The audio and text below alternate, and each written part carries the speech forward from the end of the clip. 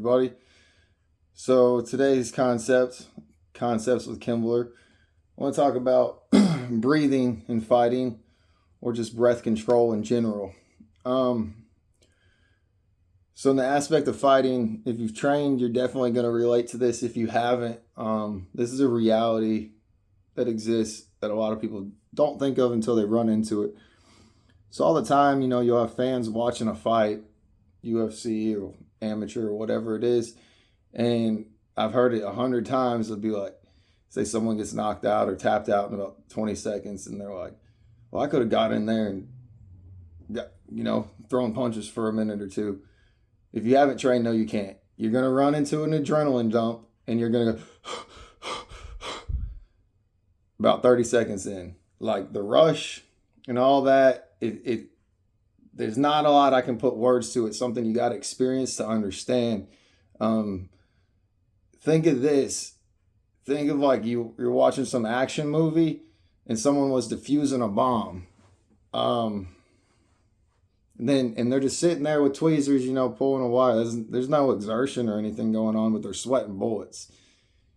There's adrenaline in the rush and everything. And then also when you're fighting, you're firing so much more muscles, and it's all happening so much quicker than you realize. So you get tired. You literally run out of air. You get exhausted. Now we gain conditioning by one, doing cardio over and over, whether it's running, drills of striking, drills of kicking, footwork, whatever it may be. And then something a lot of people don't speak to, though, which is the actual element that is combative to the adrenaline dump, is you practice doing the fight, like you practice fighting. So it's no longer something brand new to you. Like the first time you fight, it's going to be a rush, even if you've trained 100 times. Like you're just in a new environment, in a new setting. You've got people around. But the more often you do anything, the more comfortable you're going to get with it and the calmer you can be. So those are two elements that we have to counter, getting exhausted, keeping our breath.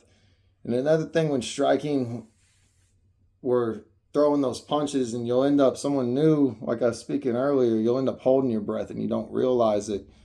And gotta give a shout out to Harvey Martis on this one. When I was first trying to really get into striking, really struggling with fear and stuff, and I was running out of breath a lot, he's told me to start making noise when I punch or whatever. So like when you're watching boxing and you're hearing that, that's them exhaling on the strike, because your body will naturally inhale. So those are a couple methods that we use to approach getting exhausted in a fight, like running out of breath and just getting completely worn out. But I want to add an element to it that no one has ever talked about. And this is what I like about myself. I like to be innovative and think outside of the box. I like to think of what's not possible or not being done.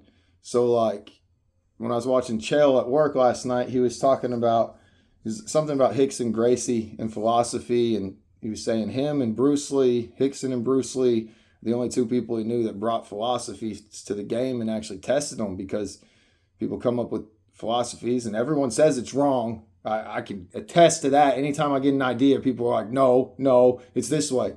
Well, if you're one of the people that's just going to stand there and always do what someone else has told you, you're never going to evolve. Like you're never going to be better than whatever the best is right now, because you're never going to do anything different. You're just listening to someone and you're not thinking for yourself. So I just want to throw that out there. But this idea started in a lot of different ways. But I'm a big Dominick Cruz fan, and watching Dom Cruz his last couple of years, he's been lifting weights underwater, and I mainly just see his posts. I've seen a couple short videos, but it looks like they go to the deep end of the pool, like they're down at like the 12-foot end carrying weights, and they're not water weights. These were real weights. If you don't know the difference, obviously a real weight, iron or whatever, and you're lifting up. Those water weights, like it's opposite. You got to fight it down and whatever. But they're like holding them in their arms, walking around on the bottom of the 12-foot thing for extended periods of time. And I was like, dang, that sucks. I have a hard enough time. I'm not a great swimmer. I have a hard enough time just getting to the bottom of the pool. But, to hold your breath that long is pretty amazing. So that led me to another thought I had. Growing up, my stepmom, she liked a lot of black and white movies, watched a lot of movies didn't even have audio.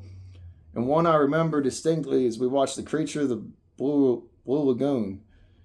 And I don't remember who the actor was, but the actor that played the creature, like the monster in the movie, was an Olympic swimmer.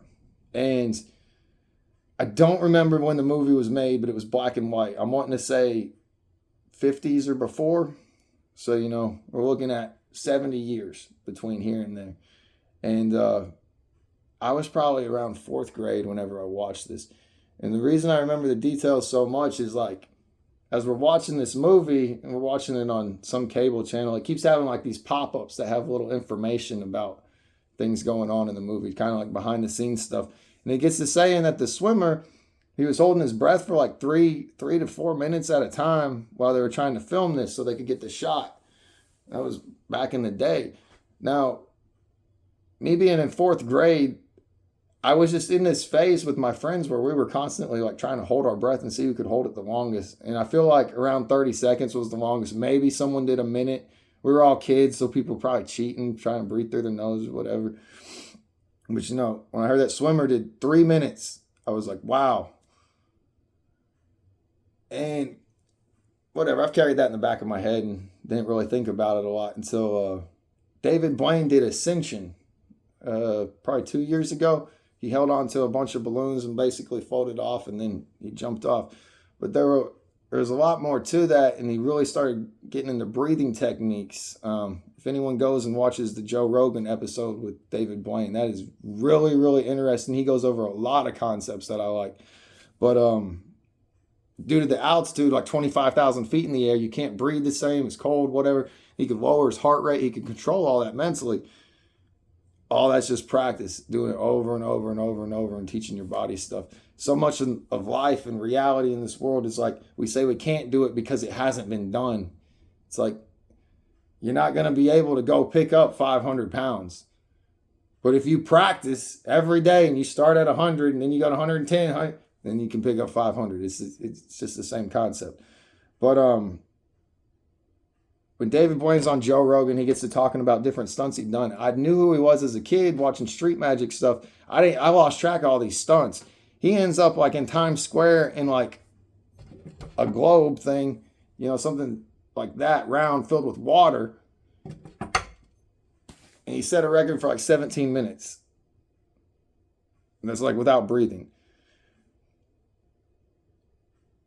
Maybe that one, he did 2 different ones. He did one where he ends up in water for 17 minutes. Then he did another one where he was in this water for days, but he had a tube so he could breathe and eat. And anyways, 17 minutes. Then that world record's been broken, and it's like 20 something now.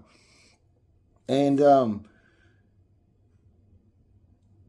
what's interesting about this, if David's sitting in this thing and he's not doing anything, and he holds his breath for 17 minutes. That's an amazing feat, but he's not exerting the energy that we would exert in fighting. But that dude that was the creature of the Blue Lagoon, he was swimming underwater hard, making rapid movements. I don't know. It's just fascinating to me. The idea that we get exhausted in fighting almost shouldn't exist, and no one's really sat down and mastered that one part of it. I really feel like a person should be able to hold their breath and fight an entire round, and then possibly hyperventilate or something in between rounds. Now, as I've read about different things like this, it's like Kate Winslet just set a record for being underwater for 7 minutes filming some Avatar movie without breathing. And it's like, she hyperventilate beforehand, whatever, and reading about that, there's a chance, like some divers do that or whatever, and you have the chance of like blacking out when you first get in the water or whatever. Like there's a chance of blacking out early, so got to figure all that out. But to go over 20 minutes without breathing, that's insane. There's no way that a human can't learn to fight without, like, we shouldn't be getting tired Or maybe the element that is making us tired isn't what we think it is. I don't know. It's just really interesting for me to think about. So at the end, at the conclusion of this video, I'm kind of jumping all over the place. I feel like in fighting, a fighter should be able to hold their breath for an entire round and still perform at 100%. And that sounds crazy off the bat until I tell you, like, I just watched a video yesterday of a guy. He was underwater and he swam for 170 something meters. That's over 300 yards in 3 minutes and one breath. All on tape.